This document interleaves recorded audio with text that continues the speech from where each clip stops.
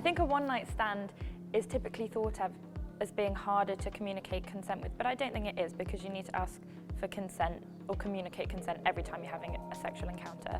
So I think it's really important just to check in with that other person and say, are you good with this? Are you happy with what's going on? Or do you like this, as a way to kind of talk about your behaviour as well as the consent?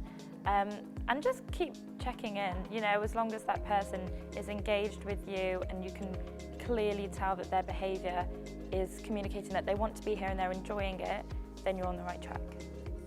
Okay, I think with a one-night stand, I think it's different.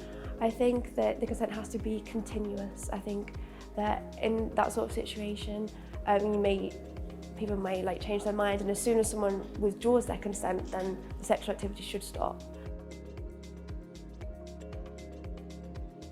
It's important to use a variety of things when it's a one-night stand. In particular, you've got to bring in considerations around maybe any alcohol or drug use. You've always got to make sure that they actually have the capacity to consent. So you've got to be looking at their body language, seeing whether they're unstable, whether they're slurring their words, whether they're forgetting things, or not necessarily hearing what you said correctly or understanding you very well. That's always the first thing to consider with a one-night stand.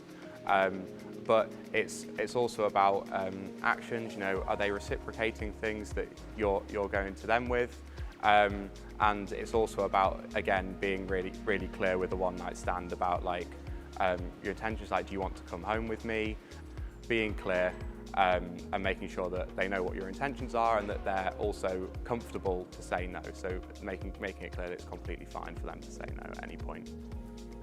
I think especially in a one-night stand where the two people might not know each other from before, it's very, very important to make sure that both people are able to consent, and perhaps non-verbal consent is not enough, because you don't know the person, you don't know how much alcohol they've had. One cannot consent in that case. So there should be just a very clear repetition of the fact that there is consent.